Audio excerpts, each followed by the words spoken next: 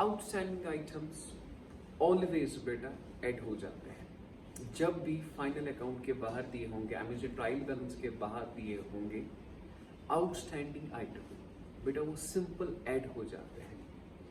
Outstanding items are added. और outstanding item के 3 नाम है, ड्यू, एक्रूड, आउटस्टैंडिंग। बेटा ये एक ही टर्म है।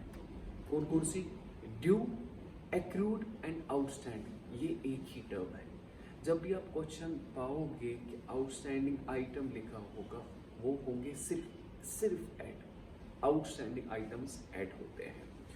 और याद रखना आउटस्टैंडिंग आइटम्स जो है वो 2 तरह के हैं, या तो आउटस्टैंडिंग एक्सपेंस होगा या तो आउटस्टैंडिंग इनकम।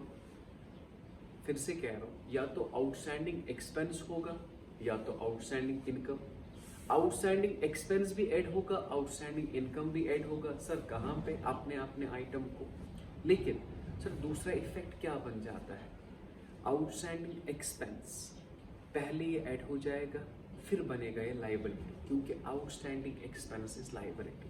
फिर से कह रहा हूँ, आउटस्टैंडिंग एक्सपेंस पहला इफेक्ट होगा, या तो होगा ट्रेडिंग अकाउंट में या तो होगा प्रॉफिट एंड लॉस में। दूसरा यही आउटस्टैंडिंग एक्सपेंस लायबिलिटी बनेगा। एंड आफ्टर दैट अगर होगा आउटस्टैंडिंग इनकम, ये तो प्रॉफिट एंड लॉस अकाउंट में आएगा, और उसके बाद यही बनेगा एसेट, क्योंकि आउटस्टैंडिंग एक्सपेंस लायबिलिटी है, आउटस्टैंडिंग इनकम एसेट है। तो आपकी स्क्रीन पे क्वेश्चन आया, so opening stock is 100, purchase is 2000, sale is 3000, wages है, डायरेक्ट कैरेज इनवर्ड है इतना, manufacturing carriage output, salary, depreciation, ये तो सिंपल सा है। लेकिन बाहर जो इंफॉर्मेशन देखे है दैट मैटर्स। सबसे पहले closing stock is 200, you know. इसके बाद wages due, due means outstanding, गोबर ये जो ये 30 रुपीज है ये ऐड हो जाएंगे वेजेस को। I will repeat my words, wages due, due is outstanding, outstanding ये ऐड हो जाएगा किसे? वेजेस को। इसके बाद कह रहा है सैलरी ड्यू, सैलरी ड्यू किसे ऐड हो जाएगा? सैलरी को, क्योंकि ड्यू, आउटस्टैंडिंग, एक्रूड ऐड हो जाते हैं। फिर दूसरा इफेक्ट देखते हैं, मैं दिखाता हूँ। तीसरा जो fourth one is rent accrued, accrued means outstanding, ये रेंट को ऐड हो जाएगा। और मैंने कल का एक पॉइंट रखा है एलो, इंटरेस्ट ऑन कैपिटल 10%। चलो ये क्वेश्चन हम करते हैं। सो आपको पता होंगे जो पॉइंट्स हमारे हैं वो कैसे हैं। सबसे पहला स्टेप जो है ट्रेडिंग अकाउंट में वो है बाय शेयर। शेयर जो है दैट इज 3000। सेकेंड स्टेप है बाय क्लोजिंग स्टॉक। बेटा ये जो क्लोजिंग स्टॉक है जो बाहर दिया है यहाँ पे 200, इसे मैं लिखता हूँ A। And the third step is opening stock.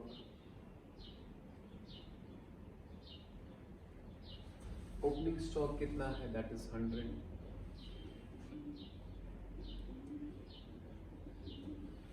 Purchases that is 2000. Okay. After that, these are direct expense, wages.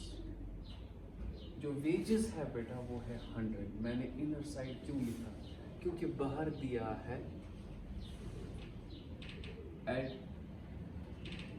wages outstanding कितना है? 30। ये ऐड हो गया, बन गया 30 वेजेस आउटस्टैंडिंग। लेकिन यहाँ से एक्सपेंस आते हैं, सो आउटस्टैंडिंग एक्सपेंस जो है वो बन जाते हैं लायबिलिटी। फर्स्ट सेमेस्टर ठीक है, कितना मैं काट करूँ? फिर से बताता हूँ, वेजेस 100 था, मैंने ऐड किया है 30, क्योंकि आउटस्टैंडिंग आइटम होता है ऐड। 100 + 30 दैट्स इक्वल टू 130, तो बन गया ये आउटस्टैंडिंग एक्सपेंस। यहाँ से एक्सपेंस है तो लायबिलिटी लेते हैं। I will repeat my words. बेटा वेजेस 100 था, मैंने इनर साइड लिखा है, बाहर दिया था वेजेस आउटस्टैंडिंग, वो मैंने ऐड किया क्योंकि आउटस्टैंडिंग आइटम्स ऐड होते हैं। सो 100 + 30 130, लेकिन जो बाहर दिया होगा वही बनेगा लायबिलिटी। सर क्यों? डेबिट साइड से आते हैं एक्सपेंस, आउटस्टैंडिंग एक्सपेंस क्या बना? लायबिलिटी। और इसके बाद कैरीज इनवर्ड्स के बाद है मैन्युफैक्चरिंग एक्सपेंस, जो कि डायरेक्ट एक्सपेंस है आपका। Manufacturing expense that is 50। और इसके बाद जो है एक कैरेज इनवर्ड भी था वहाँ पे।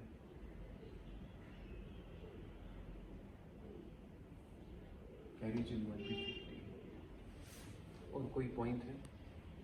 नथिंग। अब ये हो गया है 3200, यहाँ से भी लेंगे 3200, ये माइनस ये सारा करके ये जो बनेगा आपका, ये बनेगा आपका ग्रॉस प्रॉफिट है, that is 3200 minus 2330, that's equal 0787। अब ये ग्रॉस प्रॉफिट यहाँ पे आएगा,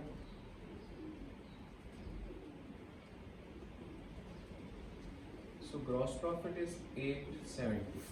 तो सबसे पहले हम चेक करेंगे कि कोई ऐसी इनकम तो मत है क्रेडिट साइड से। हाँ, अगर हम देखेंगे क्रेडिट साइड से देयर इज रेंट, ये क्रेडिट साइड से है, ट्रायल बैलेंस के कितना है 50। सर इनर साइड क्यों लिखा? Because there is rent accrued.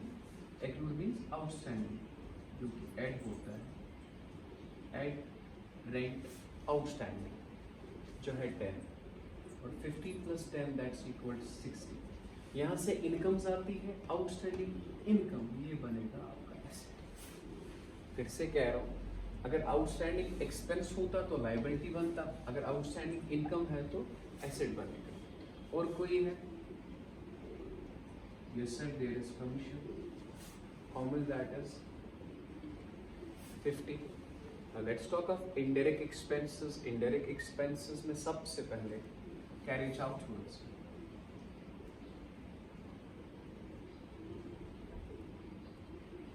Carriage outwards जो है वो है 100। इसके बाद सैलरी, जो सैलरी है वो है 100। सर आपने इनर साइड क्यों लिखा है? इनर साइड मैंने इसलिए लिखा क्योंकि वहां पे एडजस्टमेंट है, salary due. Due means outstanding, जो कि ऐड होती है, add salary outstanding that is 20। सो ये बना आपका 120। ये आउटस्टैंडिंग एक्सपेंस है, आउटस्टैंडिंग एक्सपेंस बन जाता है लायबिलिटी। ओके, इसके बाद one more point is that salary, and after that there is depreciation. इस depreciation का सिर्फ एक ही इफेक्ट आएगा क्योंकि ये इनसाइड ट्रायल बैलेंस है। depreciation कितनी है 100। फिर से कह रहा हूँ, इस depreciation का एक ही इफेक्ट होगा क्योंकि इनसाइड ट्रायल बैलेंस है, अगर बाहर दी होती तो दो इफेक्ट होते। सो depreciation के बाद इंटरेस्ट ऑन कैपिटल,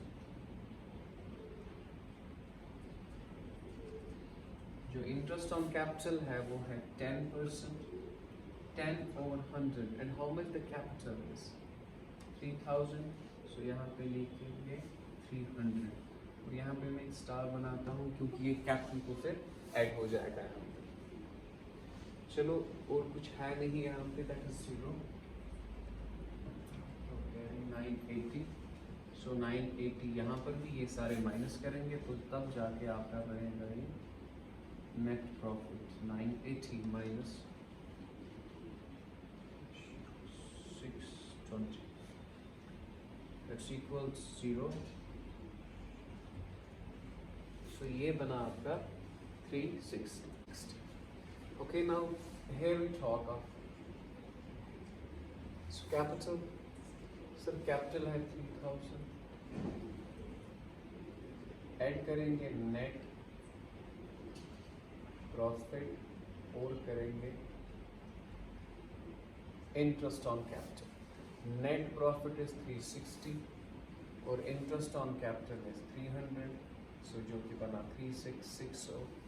लेस करेंगे दो चीज़ें इसमें, एक तो करेंगे ड्राइंग्स और करते इंटरेस्ट ऑन ड्राइंग, जो कि है नहीं पर ड्राइंग्स है।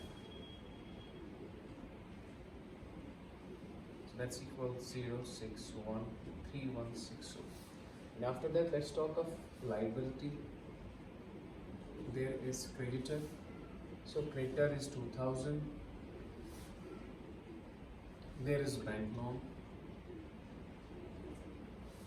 Bank loan is, how much bank loan is?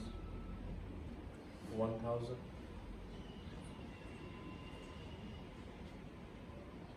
Okay, and after that let's talk of assets. Do we have any assets? Yes, there is debtor. Debtor is 2000. There is land. Land is 3000. Machinery. So machinery is 1000. And now we will check about the adjustments. Now here is L. L means liability, means outstanding. So write it here. It is liability, wage is outstanding, how much it is 30. There is A, that is closing stock. Here it is asset. A means asset. Closing stock, how much it is 200. Here is salary outstanding. Salary outstanding is L. L is liability. Salary outstanding, how much it is 20. Okay, it is liability. Now this star we have added here. And there is one more point. Rent outstanding, what is it? Asset. Rent outstanding, that is 10. So now sum it up. 0, 1, 2. 6 to 1. 0.